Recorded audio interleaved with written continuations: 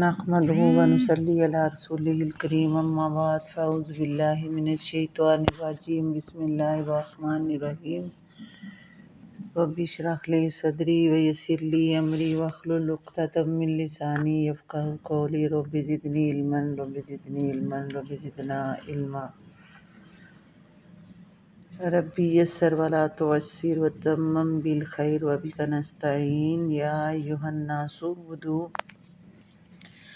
اے لوگو عبادت کرو ربکم الذی اس رب کی وہ ذات جو خلقکم جس نے پیدا کیا تم کو والذین اور وہ لوگ من قبلکم جو تم سے پہلے تھے لعلکم تتقون تاکہ تم پرہیزگار بنو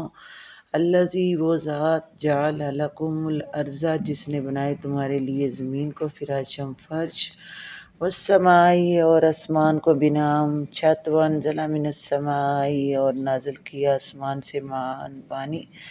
فخرج بھی بس نکالا ساتھ اس کے من الثمرات رزق لکم تمہارے لیے پھلوں میں سے رزق ولا تجعلوا بس نہ تم ٹھہراؤ للہ اللہ کے لیے اندادم کوئی شریک وان تم تعلمون اس حال میں کہ تم سب جانتے ہو۔ یہاں اللہ کی توحید اور الوہیت کا بیان ہے کہ اللہ نے اپنے بندوں کو عدم سے وجود میں لایا اور ہر طرح کی ظاہری اور باطنی نعمتیں عطا فرمائی۔ اس نے زمین کو الذی جعل لکم الارض فراشا زمین کو تمہارے لیے فرش بنایا، والسمائی بنا اور آسمان کو چھت بنا دیا، اور دوسری آیت میں بتایا اللہ نے وجعلنا السماء سقفا محفوظا اور تمہارے لیے آسمان کو ایک محفوظ چھت بنا دیا۔ تو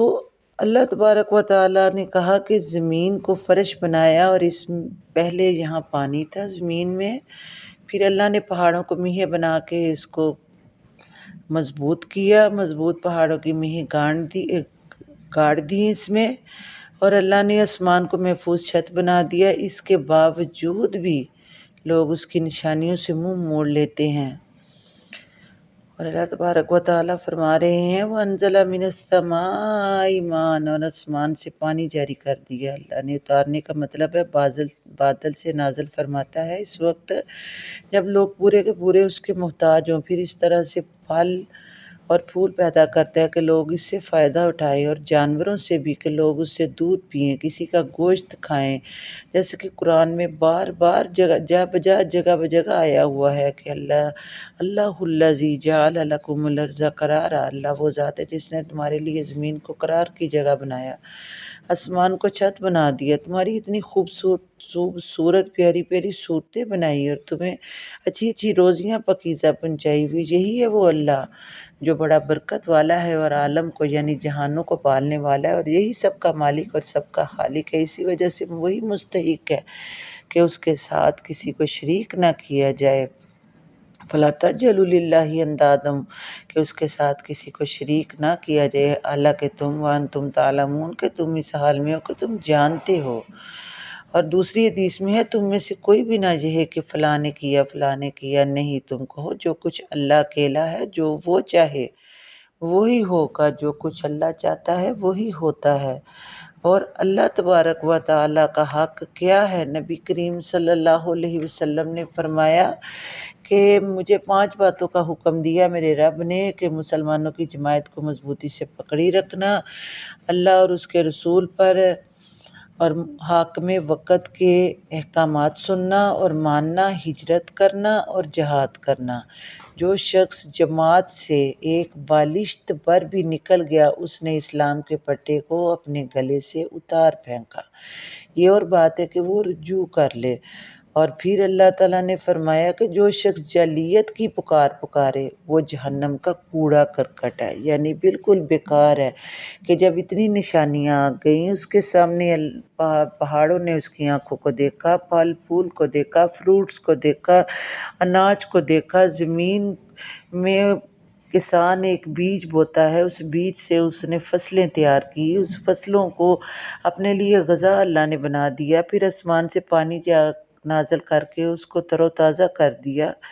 اور اللہ تبارک و تعالیٰ نے انسان کے لیے اتنا کچھ بنایا، پھر انسان کی خود بذات خود کوئی حیثیت نہ تھی، اور انسان کو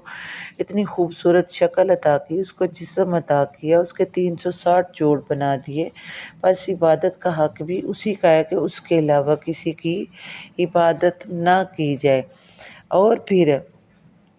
آوازوں کا علیحدہ علیحدہ ہونا یہ ثابت کرتا ہے کہ اللہ ایک ہے، اور اللہ تبارک و تعالیٰ نے ایک انڈا بنایا، مرغی نے انڈا دیا، اور وہ انڈے سے کیا ہوا، ایک طرف سفیدی ہے، درمیان میں اس کے زردی ہے۔ پھر کچھ دنوں کے بعد اللہ تبارک و تعالیٰ بے جان چیز سے ایک جاندار چیز پیدا کرتا ہے، اور اتنا خوبصورت چوزا نکلتا ہے اس میں سے۔ تو وہ کون بناتا ہے بے جان سے زندہ کو نکالنے والا، اور زندہ سے مردوں کو نکالنے والا؟ اور اللہ تبارک و تعالیٰ ہر ایک چیز کے اوپر قدرت رکھنے والا ہے۔ اس نے آسمان سے پانی برسا کے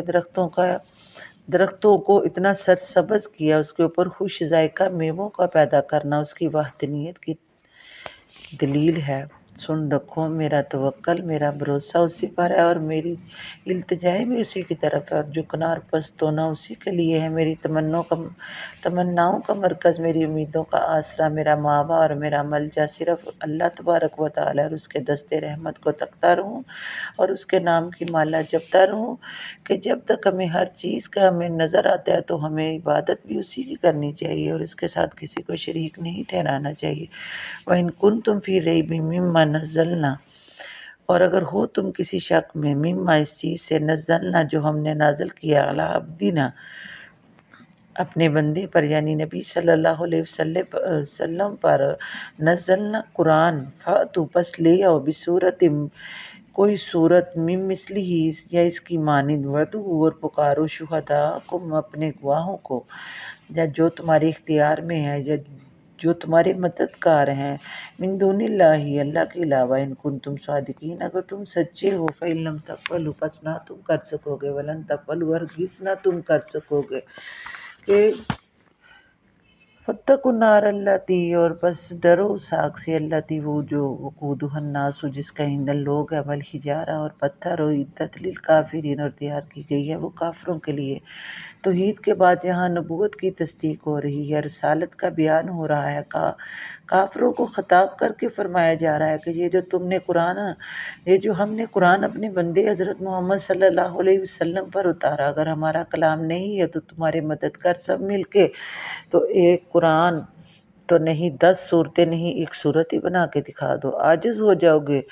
پھر بھی تم ایک صورت نہیں بنا سکتے، سب سے چھوٹی صورت سورہ کوثر ہے، تم ایک لفظ بھی بنا کے دکھاؤ، تم کچھ بھی نہیں کر سکتے،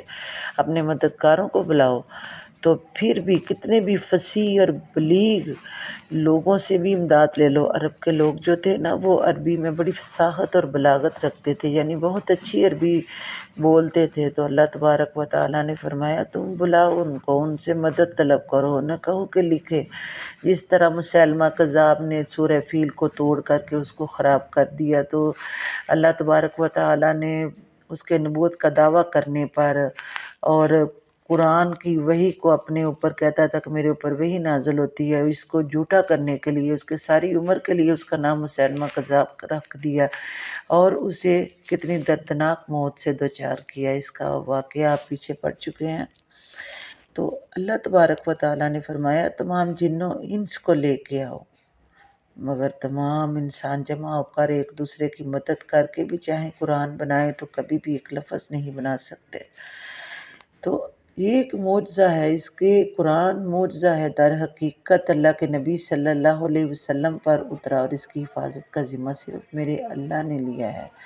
اس کی دیکھ لیں، تورات میں تحریف ہو گئی، زبور میں، انجیل میں تحریف کر دی انہوں نے، مگر نحن نزلنا الذکر وإنا لہ لحافظون، کہ اس کتاب کا ذمہ صرف میرے اللہ نے لیا، اور وہی اس کے اوپر قدرت رکھنے والا ہے، اور کوئی جس کی نصیر اور مثل اس دنیا میں کوئی بنا نہیں سکتا۔ اور یہ قرآن کیسا قرآن ہے، اگلی خبریں بھی دیتا ہے، پوشیدہ بھی، ظاہری خبریں بھی اور آنے والی بھی۔ اور قرآن میں اللہ تبارک و تعالی نے کتنا خوبصورت بیان ہے کہ سن کے انسان کو سکون آ جاتا ہے، کہیں جنت کا بیان ہے، کہیں نہروں کا بیان ہے، کہیں اللہ تبارک و تعالی نے غلمان کا ذکر کیا جو جنتیوں کے لیے شربت لے کے آئیں گے، کہیں اللہ تبارک و تعالیٰ نے اتنے خوبصورت جو جنتیوں کے لیے گھر بنائے ان کو بیان کیا۔ اللہ تبارک و تعالیٰ نے انسان کے لیے اتنے خوبصورت دنیا میں منظر بنائے کہ جس کو دیکھ کر بھی انسان خوش ہو جاتا ہے، اور جنت تو ایسی جنت بنا دی جس کو نہ کسی کان نے سنا نہ کسی آنکھوں نے دیکھا، اور رغبت دیتے ہوئے کہا کہ تم ایسے نیک اعمال کرو اور اس کے بدلے میں تمہاری آنکھوں کو ٹھنڈک دی جائے گی، اور تمہیں ایسی زندگی دی جائے گی جس میں کوئی علائش نہ ہوگی، کوئی گندگی نہ ہوگی، یہاں تک کہ نبی صلی اللہ علیہ وسلم نے فرمایا حور عین، ایسی بڑی بڑی آنکھوں والی حوریں تمہارے لیے تیار کی گئی، نہ ان میں کوئی علائش ہوگی نہ گندگی ہوگی، وہ ہر طرح کی غلاظت سے نجاست سے پاک ہوں گی۔ اللہ تبارک و تعالیٰ نے انسان کو ہر طرح سے قرآن کے ذریعے آگاہ کر دیا کہ اے لوگو ڈرو اور پرہیزگاری کرو اور میرے نبی صلی اللہ علیہ وسلم پر ایمان لاؤ، نہیں تو پھر اللہ نے یہاں ڈرایا ہے کہ اے لوگو ڈر جاؤ، یہ میں نے جہنم ایسی تیار کی گئی ہے جس کا ایندھن یعنی جس کا بالن، جیسے ہم کہتے ہیں کہ ہم نے لکڑی کا چولہا جلانا ہے تو ہمیں سب سے پہلے لکڑی کی ضرورت ہوتی ہے، اس کو جلانے کے لیے اللہ کو کسی چیز کی ضرورت نہیں پڑے گی، وہ انسان وہ جو گناہ کرتے ہوں گے وہ انسان ہی اس میں ڈالے جائیں گے، اور پتھر، اور وہ پتھروں کے ذریعے آگ جلائی جائے گی۔ کبھی آپ دیکھیں دو پتھروں کو زور سے رگڑے تو اس میں سے آگ نکلتی ہے، تو اللہ تبارک و تعالیٰ نے فرمایا اس کا ایندھن صرف پتھر نہیں ہوں گے، اس کا ایندھن لوگ ہوں گے، وہ لوگ جو اللہ کا انکار کرتے ہوں گے اور اللہ کے ساتھ شرک کرتے ہوں گے۔ تو اللہ تبارک و تعالیٰ نے اس میں ہر چیز کھول کھول کے بیان کر دی کہ اے لوگو